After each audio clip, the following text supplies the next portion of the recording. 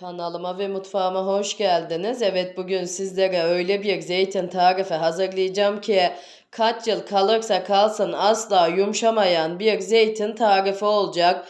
Baştan da belirtmek istiyorum ki gönül rahatlığıyla zeytin tarifimi yapabilirsiniz. İnanın ki asla çürüme olmayan bir zeytin tarifi olacak. Kesinlikle bundan emin olabilirsiniz. Evet, şimdi zeytinimi kırmaya başlayacağım. Böyle karşıya alıyorum ve burada da suyum var. Kırmış olduğum zeytinlerimi suyumun içine ilave edeceğim. Suyumun içine neden ilave ediyorum? Hem zeytinimizin ilk acısının çıkması için hem de zeytinimizin kararmaması için bunu da belirtmiş olayım. Şimdi hemen bidonumu da yan tarafa alıyorum. Böyle bir tezgahımın üzerine buzluk poşeti ilave ediyorum. Üzerine zeytinlerimi alıyorum ve bu şekilde kırmaya başlıyorum. Zeytinimizin ağzının bu şekilde açılması lazım kesinlikle.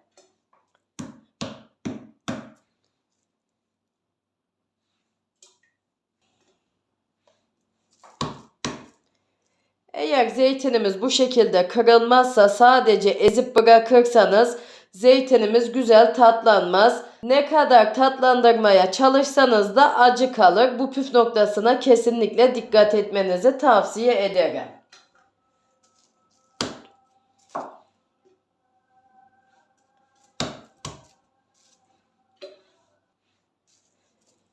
Şimdi hepsini sizlere gösterdiğim gibi kırıp bitireceğim.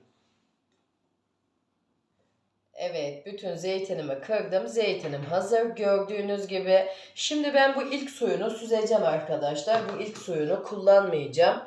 Hemen böyle kenara alıyorum.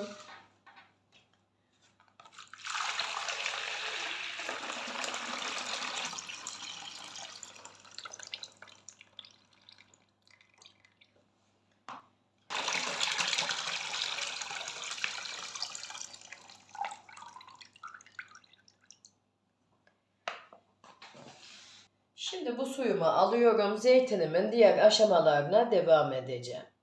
Şimdi ben zeytinimi arkadaşlar iki kısım hazırlayacağım. Birini uzun süreli hazırlayacağım. Diğerini kısa süreli hazırlayacağım. Hemen tatlandırıp tüketeceğim. Bidonumun bir tanesindeki zeytinimi tatlandırıp bunu baştan belirtmiş olayım. Şimdi gelelim iki kısım zeytinimi nasıl hazırlayacağım. Şimdi bu bidonumu uzun süreli hazırlayacağım. Bunun üzerine 2 su bardağı kaya tuzumu ilave ediyorum. Hemen şöyle ilave ediyorum. Diğerini de ilave ediyorum. Ve üzerine kapak hizasına kadar su ile dolduracağım.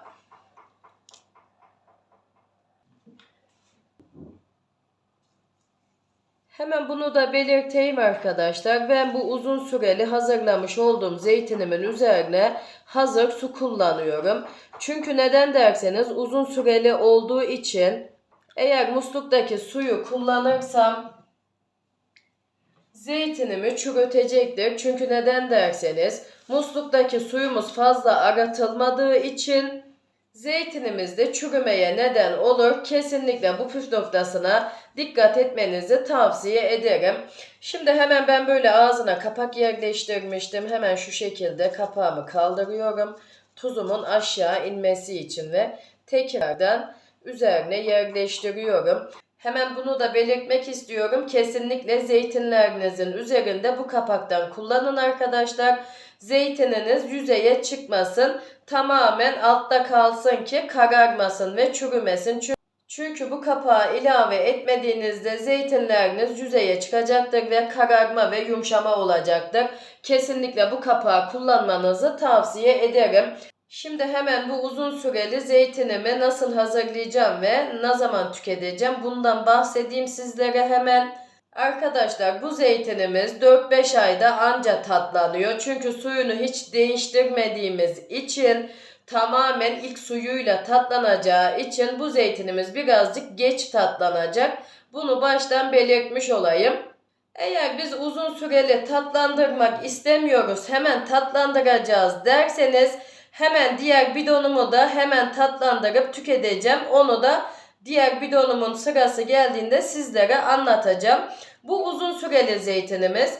Bunu açmadığınız müddetçe inanın ki 3 senede kalsa bir şey olmuyor. Kesinlikle ne bir çürüme, ne bir yumuşama, ne bir kararma. Bu söylediğimden kesinlikle emin olabilirsiniz. Garantisini de veriyorum arkadaşlar. Çünkü yıllardır uzun süreli zeytinlerimi bu şekilde hazırlıyorum ve asla 3 yılda kalsa bir şey olmuyor kesinlikle. Şimdi diğer bir detaya gelmek istiyorum. Neden zeytinimde limon tuzu kullanmadım? Limon tuzu kullanmamamın nedeni de zeytinimin sararmaması için. Çünkü limon tuzu kullandığımızda zeytinimiz bu şekilde yeşil kalmıyor ve sararıyor.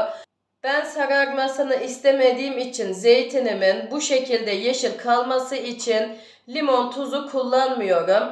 Yine bunu da belirteyim. Taze limon neden kullanmıyorum? Taze limon da ilave ettiğimde zeytinime o da küflenme yapıyor. Küflenme yapmasını istemediğim için taze limon da kullanmıyorum. Sizler derseniz ki ben limonu seviyorum, küflensin ne olacak derseniz o da size kalmış bir şey. Ama bana kalırsa ilave etmeyin. Bu şekilde hazırlamanız en sağlıklısı olacaktır. Bunu da belirtmiş olayım. Bu uzun süreli zeytinimi sizlere en ince ayrıntısına kadar anlattım. Umarım memnun kalırsınız. Şimdi hemen bu uzun süreli zeytinimi yan tarafa alıyorum ve hemen tatlandırıp tüketeceğim zeytinimi hazırlıyorum. Bunun da üzerine yine suyumu da ilave ediyorum. Bu bidonumun üzerine neden musluk suyu ilave edeceğim? Bunu da sizlere sırası geldiğinde anlatacağım. Şimdi hemen üzerine suyumu ilave ediyorum. Evet, bu zeytinime neden musluk suyu ilave ediyorum? Çünkü sürekli hazır su ilave edemem arkadaşlar. Ara ara suyunu değiştireceğim için bu nedenle de musluk suyu kullanmam gerek. Çünkü bu zeytinimi tatlandırıp hemen tüketeceğim. Tatlandıktan sonra hazır su ilave edip tuzunu da ilave edeceğim. Bunu da belirtmiş olayım. Hemen bu zeytinimi de nasıl hazırlayacağım? Suyunu gün aşırı değil, her gün değil, 3 günde bir değiştireceğim. Yani 3 gün bekleyeceğim, 4. günü suyunu değiştireceğim ta ki tatlanana kadar. Sizler kendi damak zevkinize göre zeytininizi tatlandırabilirsiniz. Ben tamamen tatlandıracağım, yani böyle hiç acısı kalmayana kadar. Çünkü benim küçük oğlum yeşil zeytini çok seviyor ve en ufak da bir acı gelirse tüketmiyor. Bu nedenle de ben, yani anlayacağınız, böyle bal gibi olana kadar zeytinimin suyunu değiştireceğim ve ondan sonra tuzunu ilave edip kuracağım bu zeytinimi de. Bunu da belirtmiş olayım. Bu zeytinimiz tatlandıktan sonra üzerine 1,5 su bardağı kaya tuzu ilave edeceğim. Kesinlikle zeytininizde de kaya tuzu kullanın. Eğer normal sofralık tuz kullanırsanız zeytininizi uzun süre korumaz, hemen yumuşamasına neden olur. Bunu da belirtmiş olayım. Zeytinimiz tatlandı ve tüketilme aşamasına geldi. Biraz tuzlu olabilir. Bunu da akşamdan bir kabınızın içine yiyeceğiniz kadar çıkardın. Birazcık tuzunu versin, ondan sonra tüketin. Eğer derseniz ki ne, biz bu haliyle de tüketiriz, yani hiç ıslatmadan da kendi tuzuyla tüketiriz derseniz de bu şekilde de tüketirsiniz. Tamamen damak zevkinize kalmış. Bu tatlandıracağım zeytinimi de en ince ayrıntısına kadar anlattım. Bütün püf noktalarıyla birlikte. Umarım memnun kalırsınız. Bidonumuzun ağzını sıkı olacak şekilde kapatalım ki hava almasın. Eğer hava alırsa zeytinlerimizi yumuşatır ve çürütür.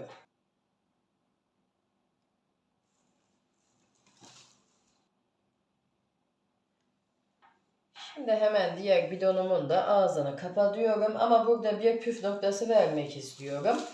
Bu bidonumun ağzına önce böyle bir buzluk poşeti kapatacağım. Çünkü neden derseniz bu kapaklarımıza ne kadar sıkılarsak sıkılayalım hava alıyor arkadaşlar. Bu nedenle de önce üzerine böyle bir ya buzluk poşeti kapatın ya da streç kapatın. Ondan sonra kapağını kapatın.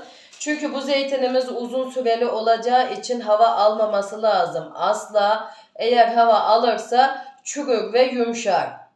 Kesinlikle uzun süreli zeytinlerinizin kapağını bu şekilde kapatın.